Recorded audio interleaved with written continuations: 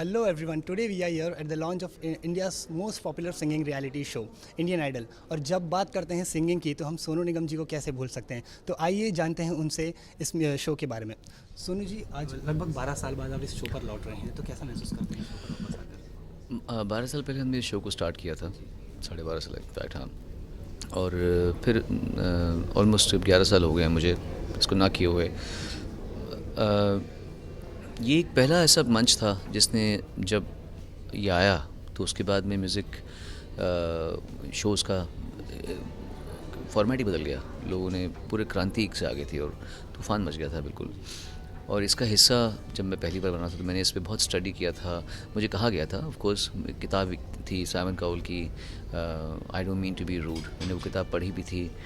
तो इतना सिंसियरली हमने इसको अप्रोच किया था। और अनु मलिक एंड फराह से मेरा बहुत प्यार है और हमारा एक अलग सी बॉन्डिंग है तीनों की। तो अब जब मुझे दोबारा कहा गया इसमें आने के लिए तो मुझे अच्छा लगा। मुझे लगा कि अब अगर इसको करेंगे तो लोगों को खूब अच्छा लगेगा। And to be with Anuji and Farah is also one of the biggest incentive. तो सोनू जी, क्या अलग देखने को मिलेगा हमें इस शो पर इस बार? देखिए, इस बार इस शो में सबसे बड़ी बात यह है कि हमारा फोकस मेनली टैलेंट पे है सब। कभी कभी ऐसा होता होगा कि आपने देखा होगा कि क्योंकि इंडियन आइडल जब बना तो उसके बाद में ऐसे बहुत सारे शो सामने आए, फिर उसमें एक आपसी मनमुटाव या कभी ड्रामेटिक्स में ज़्यादा ध्यान जाता है लोगों के। पर हमारा फोकस यहाँ पे सिर्फ टैलेंट को है। और उस बीच में क्योंकि सबकी अपनी एक पर्सनैलिटी है, अनु जी की अलग है, फराह की अलग है, मेरी अलग है, तो कहीं ना कहीं कोई ना कोई कभी अग्रेसिव हो सकता है, स्ट्रॉन्ग हो सकता है। तो वो जो भी होगा जेन्यून है।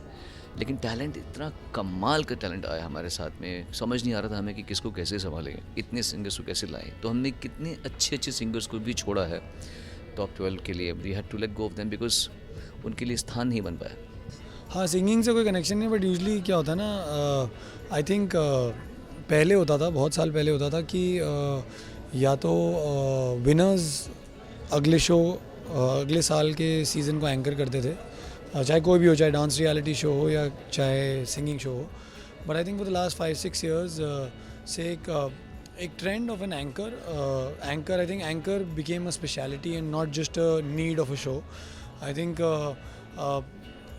I am not trying to be very pompous about something कि मैं ऐसा नहीं हूँ कि एंकर बहुत ज़रूरी होता है। बट आई थिंक हमें रियलाइज़ हुआ है कि anchoring is not everyone's cup of tea, सबके बस की बात नहीं है। हम भी सीख रहे हैं इतने सालों से कर करके। तो I think it's not about singing और it's not about dance reality show. कोई भी रियलिटी शो हो जिसमें मुझे इंटरेस्ट हो या अगर मैं अवेलेबल हूँ उस टाइम पे and I can hold on to that show, I can pull that show off, तो मैं वो शो करता हूँ। मेरा दूसरी बार है रियलिटी सिंगिंग शो। मैं 3-4 डांस शो कर चुका हूँ, तो मैं डांसर भी नहीं हूँ। बट आई थिंक एंकर का सबसे इम्पोर्टेंट काम इसलिए होता है क्योंकि you are the sole person जो जजेस, ऑडियंस और कंटेस्टेंट के बीच में इन तीनों को जोड़ के रखता है। बिकॉज आपका कंटेस्टेंट अगर दुखी होता है, भी अनुजी ने कहा कि हमें जिसको ना बोलना होता था हमें बहुत बुरा लगता था। आप सोचिए, जिसे ना बोलना होता है, ना तो उन्होंने बोल दिया, उस ना के बाद बात हमें करनी होती है उनसे। एंड आई थिंक बहुत सपने होते हैं बहुत लोगों के, हाँ के बाद हमें बात करनी होती है, उस एक्सप्रेशन को हमें होल्ड ऑन करना होता है। तो I think it's a very important thing and I am glad that I am part of Indian Idol. Last year जब जूनियर हुआ था, I couldn't be a part of junior because I was doing Super Moms. So it's always special to be on a big show, on a big platform, and why not? Why not a singing show? मैंने singing यार, मैं actually पता क्या, मैं अगर मैं कुछ बताऊंगा दुनिया को तो सब हंसेंगे क्योंकि मेरे दोस्त तो हंसते हैं। मैं जब छोटा था तो मैं अपने स्कूल के बैंड का, एंड हमारा कोई मतलब नॉर्मल बैंड नहीं था, मतलब हम लोग प्रोफेशनली प्ले करते थे। I was a professional drummer और मैं गाता था। बट जैसे हमारी अभी मैडम हंस रही हैं ऑफ कैमरा, ऐसे ही मेरे दोस्त भी बहुत हंसते हैं क्योंकि जैसी मेरी आवाज़ हो गई है ना, nobody believes, I also don't believe, but ये सच है कि मैं गाता था क्योंकि my mom's a great singer and I think वो जो एक एज ब्रैकेट होता है ना 12-13 साल का, जब लड़कों की आवाज़ बदलती है, आई think I just ruined my voice in that bracket, क्योंकि मैंने ध्यान नहीं दिया। हम ठंडा गरम कभी भी चिल्लाना, दिल्ली में हम क्रिकेट खेलते थे तो हम इतना शोर शराबा करते थे। तो I think we just did not realise, I did not realise when the voice changed. But ठीक है, मतलब अगर गाना नहीं भी गा सकते तो मैं अपने लिए तो गाता हूँ यार। मैंने शिल्पा जी के लिए भी गाया है, मैंने ईशा शेरवानी के लिए भी गाया है, मैंने टेलीविज़न पे गाया है। तो गाना मैं गाता हूँ, मेरे को गाना आता है। मेरी आवाज़ का प्रॉब्लम है, मतलब मेरे को सुर सब आते हैं, मेरा आवाज़ का थोड़ा झोल है मेरा। जी, इट्स फन। मैंने फराह मैम के साथ काम किया हुआ है पहले। अन्नू जी के साथ मैंने काम नहीं किया, बट जब वो जूनियर में आए थे as a guest, as a special guest, तब मैंने उनके साथ एक एपिसोड किया था। सोनू जी को मैं मिला भी नहीं था इस शो से पहले। So obviously it's a great feeling, it's a great thought to be a part of a show which has 3 legends, 3 living legends, and it's fun. It's gonna be a great season. Sir, I think acting and anchoring both are different things. I love acting because that is why I am here. मुझे anchoring पहली बात इसलिए मिली क्योंकि मैं actor था। अगर मैं actor नहीं होता तो मेरे को एंकरिंग शायद मुझे नहीं मिलती, क्योंकि लोग मुझे जानते नहीं। But you can't compare the two. Anchoring is all about being Karan Bhai, and acting is all about playing someone else, which I'm not. So they're two different mediums. मैं बहुत ही funny बात है मैं बताना चाहूँगा। Hussain and me, we've been friends for ever now. तो जब junior पहली बार मैं कर रहा था ना, तो मैंने सबसे पहले हुसैन को फ़ोन किया था और मैंने हुसैन को बोला था, यार मेरे को ना जूनियर के लिए फ़ोन आया है, तो आपको अगर फ़ोन आया तो आप बता दो, आप पहले अगर आपको जाना है तो आप चले जाओ। So he was very sweet of him that he said नहीं यार मेरे को कोई फ़ोन नहीं आया, तू कर, तेरे को करना है। सिमिलरली इस साल भी यही हुआ, मैंने हुसैन को फ़ोन किया, मैंने कहा मुझे ना आइडल के लिए फ़ोन आया है, शायद मैं आइडल कर रहा हूँ। So I think he is always been very supportive. जैसे लास्ट ईयर जब उन्होंने जूनियर किया था तो उन्होंने मेरे को बताया था कि वो जूनियर कर रहे हैं। सो आई थिंक उनसे सीखने को बहुत मिलता है, क्योंकि वो एक बहुत ही सॉर्टेड एंकर हैं। वो हमारी तरह पागल नहीं है, हम थोड़े we are little cross, we are not the prim and proper, but I think he's somebody who हम सब ने देखा है। हम बोल रहे हैं ना 12 साल से इंडियन आइडल आ रहा है, मुझे बॉम्बे शिफ्ट हुए 12 साल हुए हैं। तो जब मैं बॉम्बे आया था तो Hussain was a very very big name, and I think हम लुक अप करते हैं क्योंकि वो इतने साल से ये काम कर रहे हैं। तो आई थिंक ऑब्वियसली टिप्स का पता नहीं, बट ज़रूर every time I do something that a friend has done, मैं उन्हें ज़रूर कोशिश करता हूँ बोलना कि प्लीज़ देखना और बताना कि am I doing it right.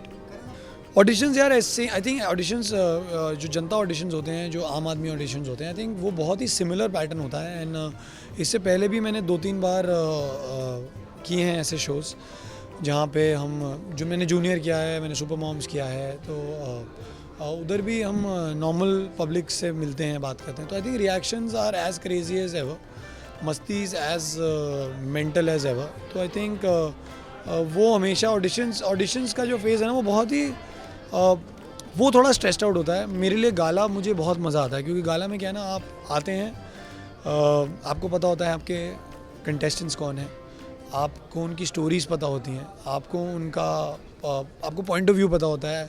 क्योंकि मैं कोशिश करता हूँ जब ज़्यादा से ज़्यादा लोगों के साथ बैठने की, कंटेस्टेंट्स के साथ, ताकि मैं उनको समझ सकूँ, वो मुझे समझ सके। क्योंकि कई लोग बहुत शाय होते हैं, कई लोग बहुत स्पॉन्टेनियस होते हैं। तो क्योंकि हम एक टेलीविज़न शो भी बना रहे हैं, by the end of it we need content also, so it's important. Thank you so much India Forums, you've been very kind, thank you so much, and please all everybody who's watching India Forums, please देखिए Indian Idol 24 December Saturday Sunday 8 p.m. It's a must watch, not because of me, not because of the judges, just because of the talent that we found. आप हमारे show पे आने वाले कई सालों के playback singers आप देखेंगे, आप देख लेना। एज एन एक्टर बोलूँ या एज एन इंसान, सुपर डांसर से मेरा नया जन्म है, क्योंकि परितोष को फिर लोगों ने मामा मामा कहना स्टार्ट किया, तो एक मामा नया कैरेक्टर जन्मा। शो बहुत अच्छा था, बच्चों ने, नहीं कहते बच्चे भविष्य होते हैं, तो बच्चों ने बड़ों का भविष्य बनाया है। एक्चुअली इतने टैलेंटेड हैं कि मतलब मन करता है कि वो कहें चल टैलेंटेड कहीं का पर रियली, और बहुत पॉजिटिव वाइब्रेशन था उसका। सोनी टीवी का शुक्रगुजार हूँ मैं कि इतना अच्छा शो लेके, इतना अच्छा कॉन्सेप्ट लेके आया। और मतलब देखो, ये शुक्र है मैंने वैक्स कराया है, नहीं तो मेरा और ज़्यादा गूज़बम्स आता। बहुत अच्छा एक्सपीरियंस है सुपर डांसर का, और ये ऐसे नाम के साथ चिपक गया है ज़िंदगी भर के लिए। तो क्या मामा ही नजर आएंगे इंडियन आइडल में या कोई नया लुक? नहीं, मामा का क्या है कि मामा कमिटेड हैं। मामा सिर्फ शिल्पा जी के हैं, मतलब मामा मामी के भी नहीं हैं जितने शिल्पा जी के हैं। इंडियन आइडल में बहुत अलग अलग रूप दिखेगा, क्योंकि वो मामा उसमें हो गया तो लगेगा कि सेम चीज़ हम क्यों हर बार कर रहे हैं। और जेन्युइन बता रहा हूँ कि मैं मामा बहुत प्यार करते हैं शिल्पा जी से, मेरे अंदर के जो मामा हैं बहुत ज़्यादा प्यार करते हैं। तो वो किसी हो जाए ये हो नहीं सकता, और वो हो जाए ये होने नहीं देंगे। इंडियन में नए किरदार दिखेंगे, बहुत एक्सपेरिमेंट कर रहा हूँ कि कुछ बहुत डिफरेंट करूँ कि एंटरटेनमेंट ना मरे। अभी तो 24 दिसंबर से आई विल गेट फीडबैक कि कैसा है। बट इनके साथ कैसा? इनके साथ बहुत अच्छा एक्सपीरियंस रहा, क्योंकि मतलब सारे मेरे सीनियर हैं, लाइट दादा तक भी मेरे सीनियर हैं यहाँ पे तो और करण भाई he is very good friend of mine, और ही इज़ लाइक बड़े भैया।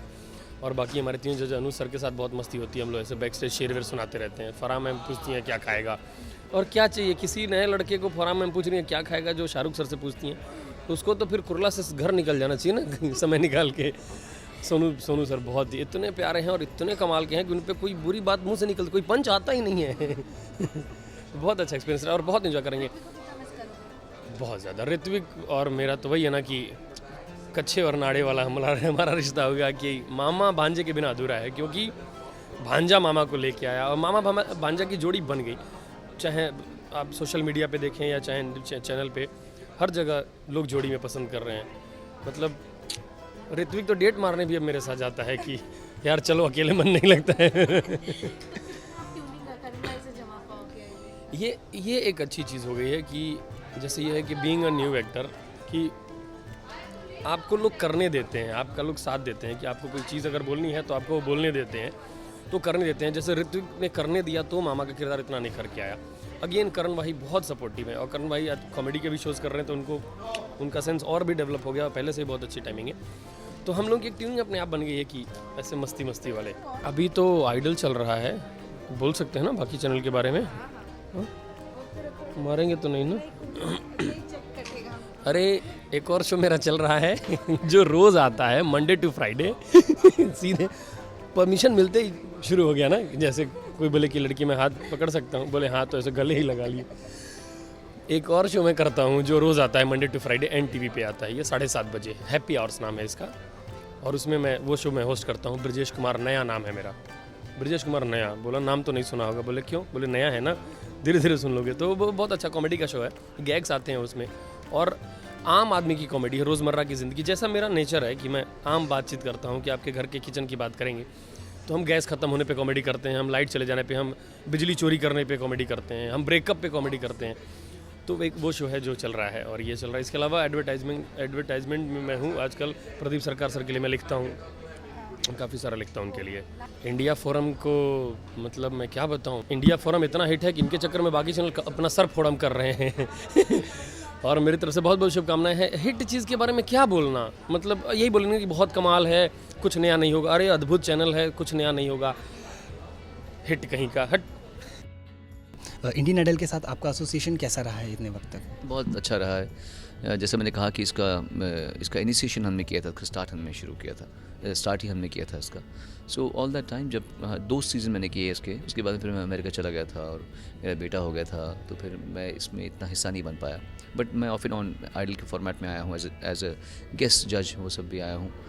तो I really enjoyed being with Idol, and आज मैं इसका हिस्सा फिर से बना हूँ, तो it's all the more better. और सोनू जी, आपने काफ़ी बड़ा लंबा सफ़र तय किया है इस म्यूज़िक इंडस्ट्री में, तो आज आप अपने आप को कहाँ देखते हैं? मैं बस बहुत अच्छी जगह पे देखता हूँ। मैं देखता हूँ कि भगवान ने मुझे बहुत दिया है। I am very thankful to God for the life, और इतना लोगों का प्यार मुझे मिलता है। मैं जहाँ भी जाता हूँ लोग मुझे प्रेम से मिलते हैं, प्रेम भाव से मिलते हैं, तो इसके लिए मैं I am very thankful to God. Sonu ji, कोई एक गाना अगर मैं कहूँगा कि जो आपके सिंगिंग करियर का सबसे जो आपके दिल के बहुत प्रिय है, तो वो कौन सा सॉन्ग होगा? मैं फिल्मों के हिसाब से कल होना हूँ और अभी मुझ में कहीं, ये 2 गाने। With camera person Mangesh, signing off for now. This is Akash Jaiswal for India forums, Mumbai. Hi guys, this is Karan Vahi and you're watching IndiaForums.com and please subscribe. The YouTube link है ना।